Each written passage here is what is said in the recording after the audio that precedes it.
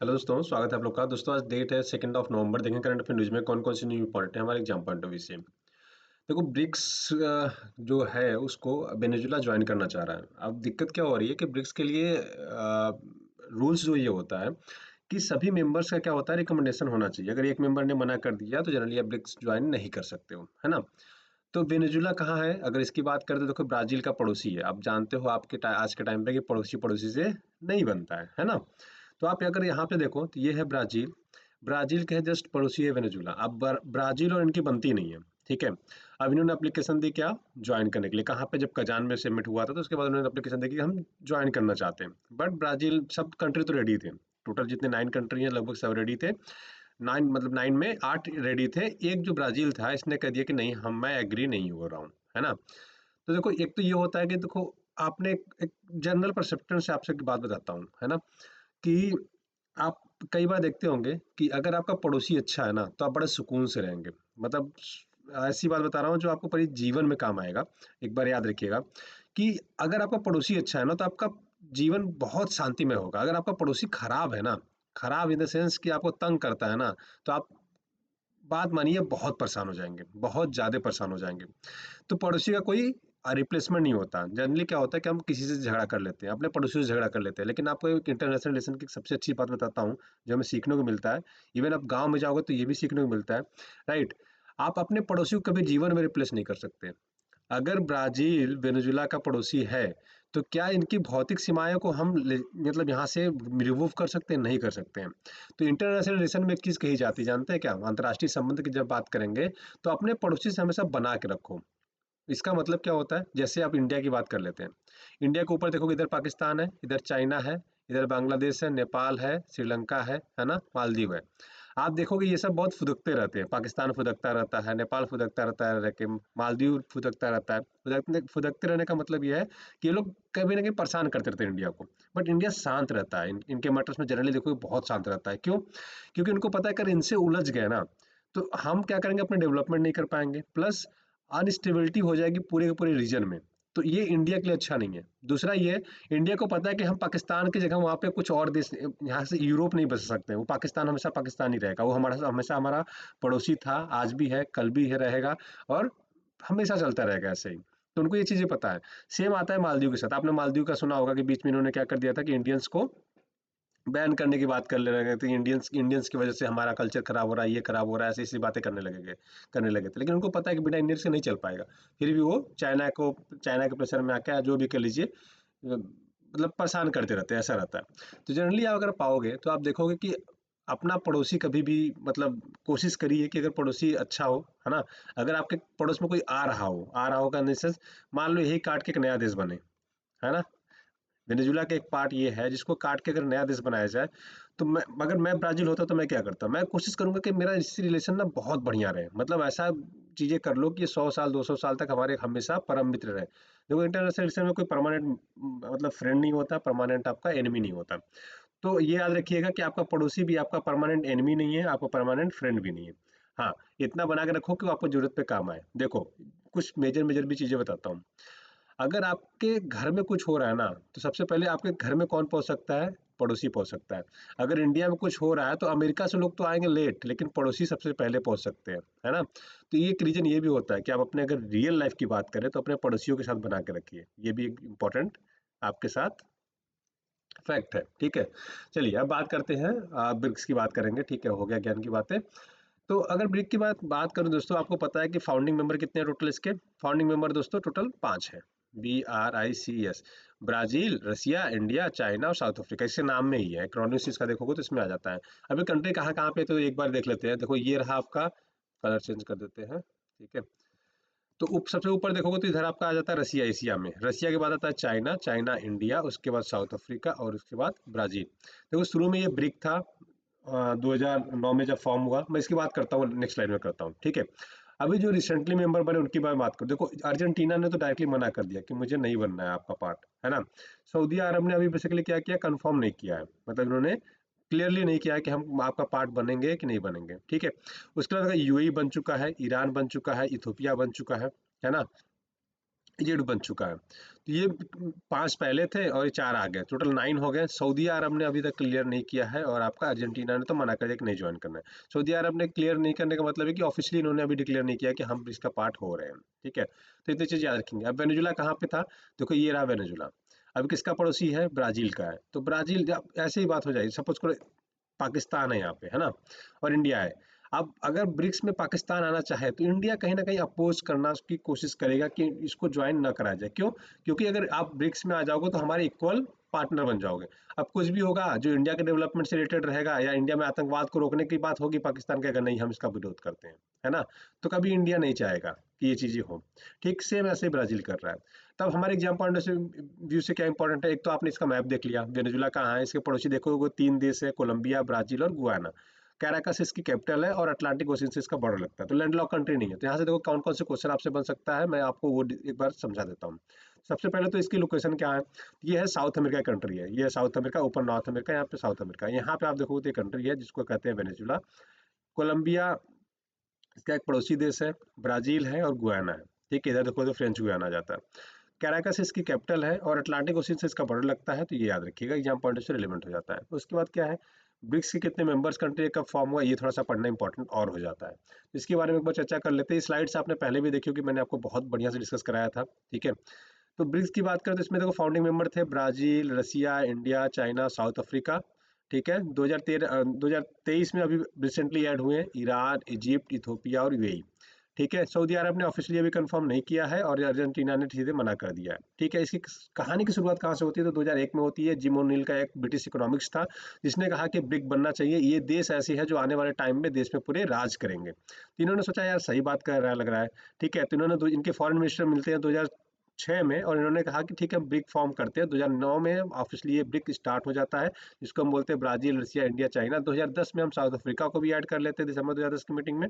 ठीक है, तब से ये ब्रिक्स हो जाता है और 2023 में बाकी ये कंट्री ऐड कर दिए गए। अगर आप देखोगे तो ओवरऑल पूरे ये जितने 9 कंट्री हैं इनको मिला के देखोगे तो ये पूरे ग्लोबल पॉपुलेशन का लगभग 41% है। 41% पूरे देश के हैं। सोचो लगभग 193-94 के आसपास कंट्रियां हैं, है ना? उसमें से सिर्फ 9 कंट्री ही पॉपुलेशन वाइज देखोगे तो 41% है। और टोटल जीडीपी का मतलब टोटल सपोज पूरे पैसे का देखोगे, मान लो आपके पास 1000 रुपए है तो 240 रुपए क्या है? बस यही है ना? अकेले ये लोग कंट्री हो जाती है। प्लस ग्लोबल ट्रेड, मतलब अगर 100% बिजनेस हो रहा है, 100 रुपए का बिजनेस हो रहा है तो टोटल 16%, 16 रुपए का बिजनेस ये लोग अकेले कर देते हैं, ये 9 कंट्री मिलकर कर देते हैं। ठीक है, ये थोड़ा सा और रिलेवेंट हो जाता है। इनकी करेंसी है एक जिसको हम ब्रिक्स करेंसी कहते हैं। ठीक है, अब देखो इनका एक बैंक है जिसको हम बोलते हैं न्यू डेवलपमेंट बैंक। 2012 में इनको बेसिकली 2012 में न्यू दिल्ली में सबमिट हो रहा, तो यहाँ पे ये क्वाइन हुआ। पहले इसको हम लोग ब्रिक्स बैंक बोलते थे, फिर इसका नाम चेंज करके कर दिया गया न्यू डेवलपमेंट बैंक। ठीक है, अभी कजान में जब ये हुआ, रसिया में हुआ था कजान में, आपको याद होगा मैंने डिस्कस किया था कई बार। तो यहाँ पे इन्होंने एक नोट बनाया, मतलब करेंसी बना दी क्या? ब्रिक्स। अब देखो जनरली ये अच्छी चीज़ है, पूछो क्यों तो बताए। अब देखो इंडिया के पास है रुपीज, चाइना के पास अलग कंट्री है, रसिया के पास अलग कंट्री है, ब्राजील के पास अलग कंट्री है। ठीक है, अलग अलग करेंसी में ट्रेड तो नहीं हो पाएगा ना। अब इंडिया का रुपी जो है ब्राजील में नहीं चलेगा। ठीक है, ब्राजील का पैसा यहाँ पे नहीं चलेगा। ठीक है, तो हम क्या करेंगे? हम एक करेंसी बना देते हैं क्या? ब्रिक्स। ब्रिक्स का मतलब रुपी कह लो, अभी ब्रिक्स करेंसी कह लो इसको। ठीक है, तो मान लो हमने ब्रिक्स करेंसी बना दिया। अभी ब्रिक्स करेंसी हम क्या करेंगे, जितनी नौ नौ कंट्री है ना, इन 9 कंट्री में चलेगा ये पैसा 9 कंट्री में चलेगा। तो आप सोचो, आपने कोई सामान खरीदा किससे? ब्राजील से। या ब्राजील को आपने कोई सामान बेचा, ब्राजील ने उसके बदले आपको क्या दिया? ये ब्रिक करेंसी दी। फिर उसके बाद आपने क्या किया? चाइना से कोई सामान मंगाया या रसिया से कोई सामान मंगाया, तो आपने रसिया को क्या दे दिया? यही ब्रिक्स करेंसी जो इनके पास से आया था वही आपने वापस दे दिया। मैं आपको थोड़ा सा एक बार ब्रीफ करता हूँ। देखो ये है इंडिया। इंडिया को कुछ सामान बेचना था ब्राजील को, हमने ब्राजील को बेच दिया। ब्राजील ने मुझे क्या दिया? ब्रिक करेंसी दी, बीसी दिया। ठीक है, ब्रिक्स करेंसी दिया। फिर मुझे रसिया से सपोज करो कुछ हथियार मंगाने थे, है ना? तो हमने रसिया से हथियार इंडिया में मंगा लिए। अब इंडिया से हम उसको रुपया तो देंगे नहीं क्योंकि रुपया ब्राजील में नहीं चलता है। ठीक है, तो हम इसको क्या दे देंगे? यही बीसी दे देंगे, ब्रिक्स करेंसी दे देंगे। ठीक है, तो इससे क्या हो जाएगा कि ट्रेड हम लोग का इजीली होने लगेगा। देखो सोच के देखो इतनी बढ़िया चीज है। अभी जनरली हम लोग क्या करते हैं? सब कुछ डॉलर में करते हैं। अब देखो डॉलर का दिक्कत यह है कि जब जब से यूक्रेन और रसिया का वॉर चल रहा है ना, तब से मतलब बहुत सारे सैंक्शंस लग गए रसिया पे। तो अगर हमारी एक अलग से करेंसी रहेगी तो हमारे लिए ट्रेड करना क्या हो जाएगा? और आसान हो जाएगा, है ना? समझ में आ रहा है अभी? ठीक है, चलो अब न्यू डेवलपमेंट बैंक की बात करें तो इसका तो हेडक्वार्टर शंघाई चाइना में है, इतनी चीज याद रखिएगा। सबका रीजनल ऑफिस है, बस इंडिया का रीजनल ऑफिस नहीं है। एनबीडी का हमने मतलब ब्रिक्स बैंक का हमने कोई भी रीजनल ऑफिस अपना नहीं बनाया। जैसे दिल्ली में जनरली होना चाहिए था, बाकी कंट्री ने अपना अपने एक एक ऑफिस बना रखे हैं ब्रिक्स का, बट हमने अभी तक नहीं बनाया। अब बात करेंगे बैलन डियोर प्राइज की। तो बेसिकली देखो इस बार किसको किसको मिला है थोड़ा सा याद रखिएगा, एग्जाम पॉइंट से रिलेवेंट थोड़ा सा हो जाता है, ठीक है। तो एक रोटरी को मिला है पुरुष में, और एताना बोनमाटी को मिला है महिला में। बेसिकली पुरस्कार है क्या, इसकी बात कर लेते हैं। तो ये साल में दोस्तों हर साल दिया जाता है बेसिकली ये पुरस्कार, ठीक है। हर साल देते हैं, और किनको देते हैं, जो फुटबॉल के क्षेत्र में सर्वश्रेष्ठ प्रदर्शन करते हैं। कौन देता है, ये फ्रांस फुटबॉल पत्रिका है, इनके द्वारा बेसिकली दिया जाता है। थोड़ा सा याद रखिएगा, एक वार्षिक फुटबॉल पुरस्कार है, देखिए ये ऐसा दिखता है, देखो, है ना। और सबसे ज्यादा किसको मिला, तो लियोनेल मेसी मेसी को मिला है। तो मेसी का नाम आपने जरूर सुना होगा, क्रिस्टियानो रोनाल्डो का नाम सुना होगा। इनको 5 बार मिल चुका है, इनको 7 बार मिला है। सबसे अधिक बार किसके नाम पे है, लियोनेल मेसी के नाम पे 8 बार है, सॉरी 8 बार है, ठीक है। तो ये थोड़ा सा याद रखिएगा, आपके एग्जाम पॉइंट से रिलेवेंट हो जाता है। अच्छा, एक चीज और है, रोड्री स्पेनिश खिलाड़ी हैं, तो याद रखिए स्पेन के हैं। तो ये 1960 के बाद किसी स्पेनिश खिलाड़ी को पहली बार मिला है, तो ये थोड़ा सा याद रखिएगा, एग्जाम पॉइंट से थोड़ा सा रिलेवेंट हो जाता है, ठीक है। तो ये पहले खिलाड़ी बन गए हैं, तो ये याद रखिएगा 1960 के बाद से, ठीक है। तो चलिए आगे बढ़ते हैं। लियोन मेसी का, आपने ऐसे देखो, जब जनरली ये पुरस्कार मिलता है तो लोग ऐसे कपड़े पहन के आते हैं ना, उनका कलर जनरली ब्लैक होता है, और ये लाइट वाली कपड़े पहनते हैं। फीमेल रहेगी तो वो ये ऐसे ही पहनती है, और मेल रहते हैं जनरली ऐसे पहनते हैं। अब आई डोंट नो कि ये कल्चर है उनका या फिर नहीं, ड्रेस कोड होगा, है ना। तो ये ऐसा एक अवार्ड सा मिलता है जिसको हम बोलते हैं बैलन डियोर, ठीक है, बैलन डियोर बोलते हैं, ठीक। चलो आगे बढ़ते हैं। अब बात करेंगे नवमित्र एप्लीकेशन की। देखो अभी मैंने चक्रवात दाना के बारे में डिस्कस किया था। अगर आप इंडियन कोस्ट को देखोगे तो यहाँ पे आया था, और ये बेसिकली उड़ीसा और बे ऑफ बंगाल को हिट करते हुए इधर आया था, है ना। ये बेसिकली इसका असर यूपी के कुछ पार्ट्स तक देखा गया था, यूपी के बॉर्डर जैसे बेसिकली बनारस वगैरह ये इधर तक थोड़ा इसके सिम्टम्स आए थे। बट ये जनरली बिहार उहार ये सब में बहुत ज़्यादा टेम्परेचर ठंडा हो गया था, है ना, जब चक्रवात दाना आया था, साइक्लोन दाना आया था। अभी इंपॉर्टेंट क्यों है, हम लोग क्यों पढ़ रहे हैं। एक गवर्नमेंट का एप्लीकेशन है नवमित्र एप्लीकेशन। अब बेसिकली क्या होता है कि अगर आपके मैं मोबाइल की बात करूं, ठीक है, तो आपको मोबाइल कैसे चलता है। देखो सेटेलाइट्स होती हैं आकाश में, ठीक है। ये सेटेलाइट्स क्या करता है, टावर पे सिग्नल भेजता है, स्पेक्ट्रम पे ना। यहाँ पे मान लो यहाँ पे सेटेलाइट मशीन लगी है, यहाँ पे ये बेसिकली क्या करता है, सिग्नल भेजता है। ये सिग्नल क्या करता है, मान लो आप यहाँ रहते हो, ये आप यहाँ रह रहे हो, है ना। अब सेटेलाइट्स के जो रिसीवर है यहाँ पे लगा है।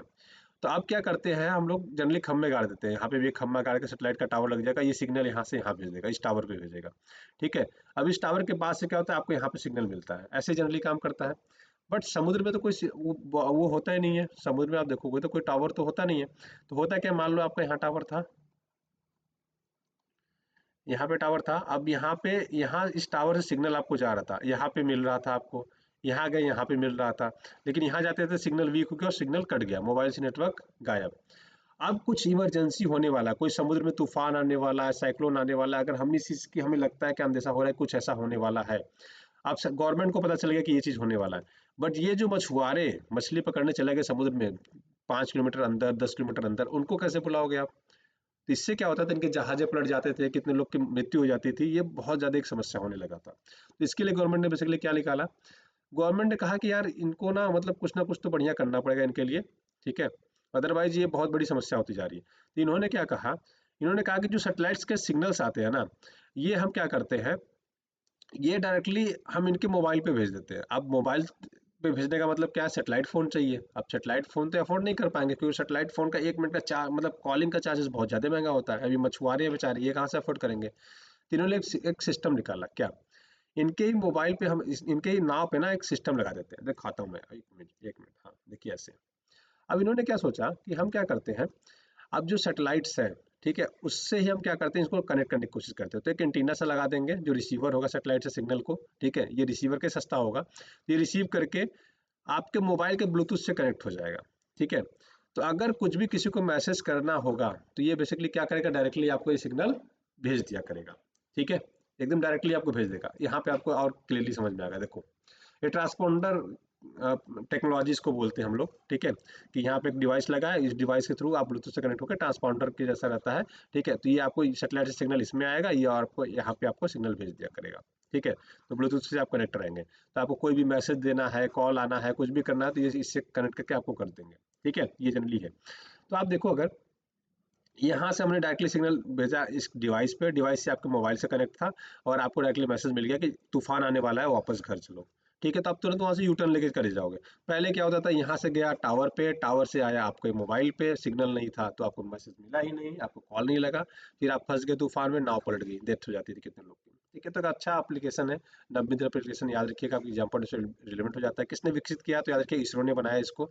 ठीक है, और जो मैनेजमेंट करता है एनएसआईएल करता है, तो याद रखिएगा ये कॉमर्शियल विंग है, ये इसको बेसिकली इसके माध्यम से इसको किया जा रहा है। ठीक है, इतनी चीज़ याद रखेंगे जो एग्जाम पॉइंट से रिलेवेंट हो जाता है।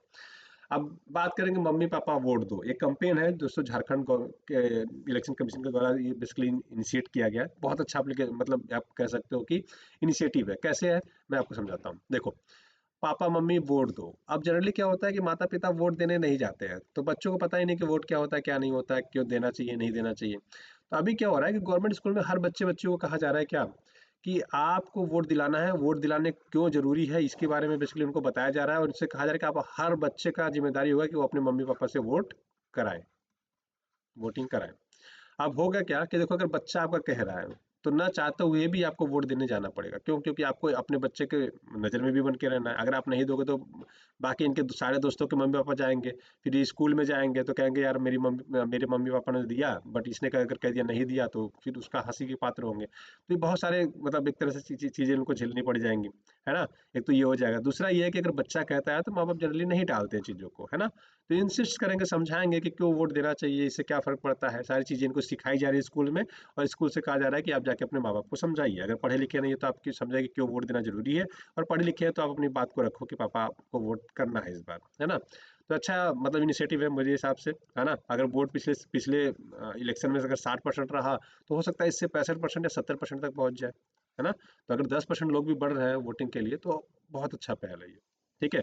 अब झारखंड की बात करें, तो देखो झारखंड को याद रखिए कहाँ पे है, मैपिंग में दिखा देता हूँ। इसके पड़ोसी देश राज्य कौन कौन से, याद रखिएगा। इसका झारखंड का बॉर्डर देखो, छत्तीसगढ़ से लगता है, उड़ीसा से लगता है, वेस्ट बंगाल से लगता है, बिहार से लगता है, और यूपी से लगता है। ठीक है, इतनी चीज याद रखेंगे। इसकी कैपिटल क्या है, रांची है।